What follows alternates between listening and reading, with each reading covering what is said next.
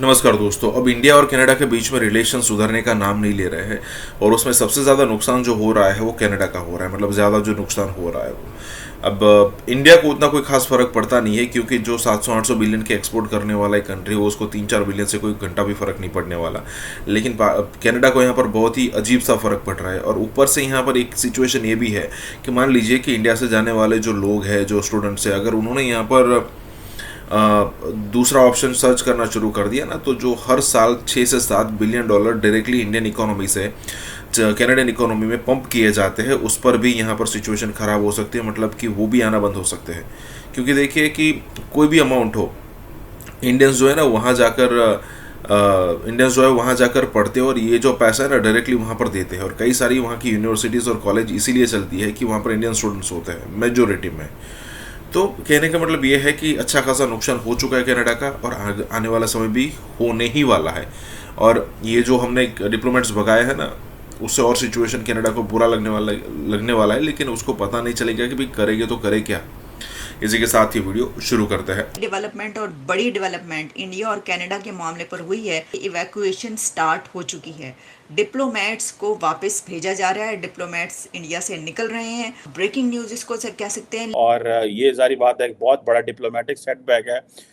तो इसका मतलब ये है कि ये अब उस पॉइंट पर मामला पहुंच चुका है कि जहां पर वापसी की राह नहीं है।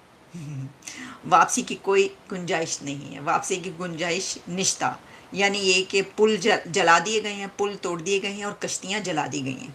62 में से 41 अगर वो निकल जाते हैं तो पीछे तो कोई भी नहीं, 20 एक डिप्लोमेट रह जाएंगे। आप जानते हैं कि ये मामला कई दिन से चल रहा है, अब तो महीनों गुजर गए। यानी तो उसके ऊपर इंडिया की तरफ से कहा गया था कि कनाडा जो है वो अपने डिप्लोमेट्स वापस मंगवाए। पैरिटी की बात की जा रही थी।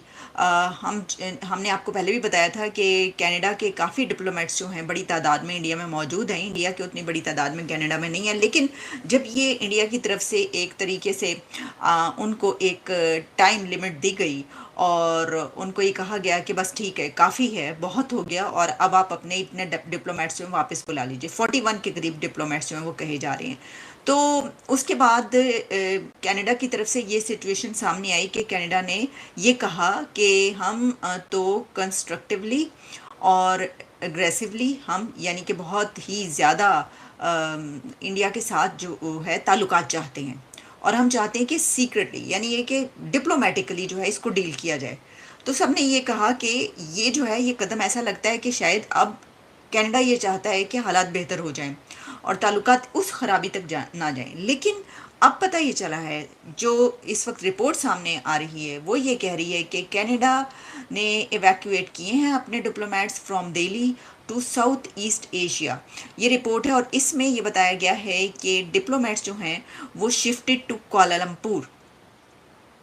और ये डिप्लोमेट्स कितनी बड़ी तादाद में, इनकी भी जल्दी कुछ ऐसी हैं फैक्ट्स के फिगर्स के जिनको बताया गया, लेकिन हम इसको इस पे छोड़ देंगे जब तक कोई ऐसी रिपोर्ट ना आ जाए कि जनाब सबके सब चले गए हैं, या कुछ वैसे तो बड़ी तादाद कही जा रही है कि उनको कुआलालंपुर मलाइशिया शिफ्ट किया गया है।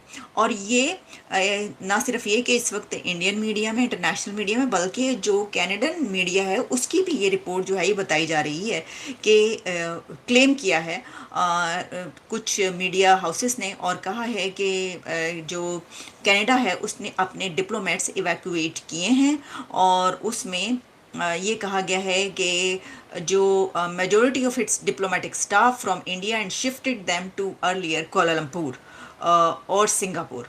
और इसमें उन्होंने ये कहा है कि but there was no official word, और जो इवैक्यूएशन है फ्रॉम न्यू दिल्ली से, इसके बारे में कोई वो ऑफिशियल रिपोर्ट नहीं बता रहे, लेकिन ऐसा है कि ये किया जा रहा है।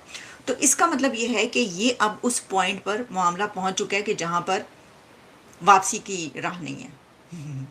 वापसी की कोई गुंजाइश नहीं है। वापसी की गुंजाइश निश्ता, यानी ये कि पुल जला दिए गए हैं, पुल तोड़ दिए गए हैं और कश्तियां जला दी गई हैं। कहा जाता है ना कि यानी वो उंदलस स्पेन की बात की जाती है कि ज़िया साहब ने अपनी तमाम कश्तियाँ जो जला दी थी। बहरहाल वो जो भी है, लेकिन यहाँ पर दोनों कंट्रीज़ ने जो है वो फ़ैसला जो किया उसके ऊपर अब वो फ़ैसला नज़र आ रहा है। और अब हम देखेंगे कि ये जो है ये बिल्कुल ही, यानी वो कहते हैं ना कि गल बध गई है मुख्तार यहाँ तो गल बहुत ज़्यादा बध चुकी है, बहुत ज़्यादा बात यहाँ तक बढ़ गई है कि अब देखिए ना, अब जैसे ये तमाम जो डिप्लोमेट्स हैं उनको निकाल लिया जाता है, ठीक है जी, और वो चले जाते हैं, तो इसका मतलब ये है कि इंडिया ने ये कहा कि अपने उस पर खड़ा है पॉइंट पर। और जो कनाडा चाहता था कि हम थोड़ा सा जो है ज़रा ताल्लुकात को बेहतरी पे लाएं, वो चाहता था या नहीं, लेकिन उसकी बातों से जो उनकी फॉरेन मिनिस्ट्री थी कि हम जो है वो कंस्ट्रक्टिवली और डिप्लोमेटिकली हम बात करना चाहते हैं, लेकिन सीक्रेटली, यानी कि सबके सामने ना, उससे यही अंदाज़ देखे ना, आप जब कहते हैं कि नहीं सबके सामने ना लाओ, बीच चौराहे में हंडिया मत फोड़ो, या ये कि आप अपने गंदे कपड़े पब्लिक में बैठकर जो है बीच चौराहे पर बैठ के ना धोएं, तो उनका कहने का मतलब यही था। प्रॉब्लम ये है कि जो इस मामले को डिप्लोमेसी से निकाल कर बाहर लेकर आया वो तो कनाडा ही है। और उसमें जो है उन्होंने बहुत अग्रेसिवली ये कैंपेन स्टार्ट की, लेकिन फिर उसके बाद जो लगा कुछ ऐसा कि स्ट्रेटजी कुछ ऐसी रही कि इंडिया की तरफ से बड़ा ही मुंह तोड़े जवाब दिया गया। अच्छा, अब ये कहा जा रहा है we are in contact with the government of India and we take Canadian diplomats safety very seriously. और उसमें वो ये कह रहे हैं कि we continue to engage privately because we think that diplomatic conversations जो हैं वो बेहतर रहती हैं।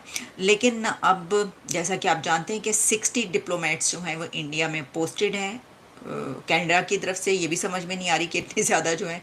अच्छा, अब इसका क्या असर होगा? तो एक बात ये याद रखिए कि डिप्लोमेट्स के निकाल लेने या चले जाने से ऐसा इतना कोई ख़ास फ़र्क नहीं पड़ता, लेकिन इस सिचुएशन में शायद फ़र्क पड़े, क्योंकि एक तो बड़ा ये कि दोनों तरफ के दोनों कंट्रीज़ के ताल्लुकात ख़त्म हो जाएंगे, ठीक है।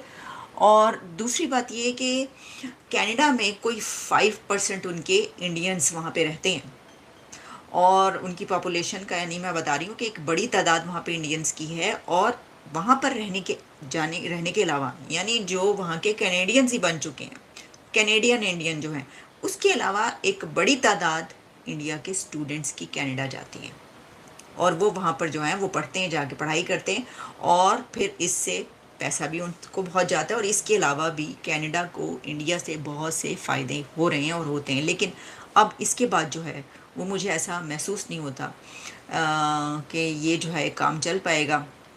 मैंने पहले भी कहा था कि इस सिचुएशन से ये तो हो सकता है कि इंडिया के प्राइम मिनिस्टर नरेंद्र मोदी को फ़ायदा पहुंचे तो वो कुछ लोग कह रहे थे ना कि ये तो जस्टिन ट्रूडो जो है वो उनकी कैंपेन चला रहे हैं, इलेक्शन कैंपेन। लेकिन जो जस्टिन ट्रूडो हैं उनको मुझे ऐसा नहीं लगता कोई फ़ायदा हो रहा है।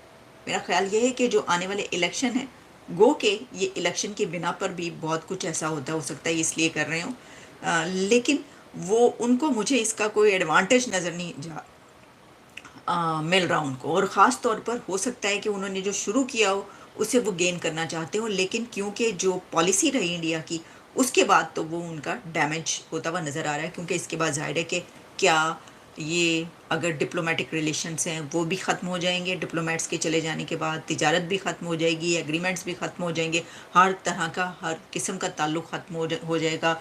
और जो स्टूडेंट्स हैं उनको भी जो अदला बदली या वापस एक्सचेंज होता है वो भी ख़त्म हो जाएगा, वगैरह वगैरह। ये सोचने की बात है। तो इसका जो नुकसान है वो कनाडा को होगा। अच्छा, और देखा जाए तो इस वक्त जो ट्रूडो साहब हैं उन्होंने आईने में अपनी शक्ल देख ली है कि अमेरिका और बर्तानिया से वो चाहते थे कि जॉइंट स्टेटमेंट दें। सबसे पहले तो उन्होंने जवाब दिया, फिर I-5 ने भी कोई बात उनकी पकड़ी नहीं, बल्कि उनको इन हाउस अपने घर के अंदर भी इतनी सपोर्ट हासिल नहीं है।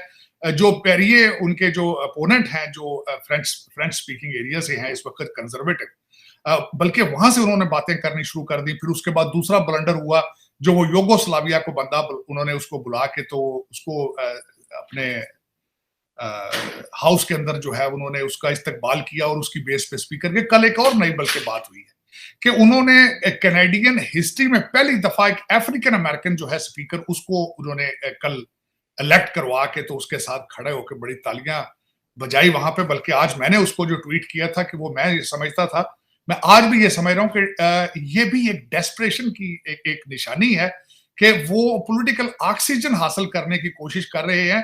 मेरी नजर में ट्रूडो इज कंप्लीटली चोक्ड। अब आज मैं यहाँ पे ये बताना चाहूंगा, बल्कि इन्होंने इस टॉपिक को फ्रंट पर लेकर आए हैं जिसमें मैं समझता हूं कि कामयाबी भारत की और मोदी एडमिनिस्ट्रेशन की है कि उन्होंने कनाडा से इस चीज को शुरू किया है। अब जो जो आपके खालिस्तानी हैं उनके खिलाफ यहाँ अमेरिका के अंदर भी स्टेट डिपार्टमेंट भी एक्टिव हो गया, FBI भी एक्टिव है, यूके के अंदर भी चीजें हैं दोनों साइडों पे। कल फिर उन्होंने भारत का झंडा यूके में एम्बेसी के सामने जलाया। लेकिन जो मुझे यहां बैठ के पता लगे, आयरन फिस्ट के साथ इनके साथ डील किया जा रहा है। तकरीबन 200 से 250 लोग हैं जिनके आधार कार्ड और जिनकी चीजें कैंसिल कर दी गई हैं, जिनकी प्रॉपर्टियां जो हैं भारत के अंदर वो उनको तहवील में ले लिया गया। तो इंडिया इस वक्त मेरे ख्याल में इन्होंने जो ट्रूडो ने जो भंडारा खोला था उसमें उनको अब इस वक्त इंडियन गवर्नमेंट जो है उनके पास they have more leverage to come out of the crease and play, और वो कर रहे हैं।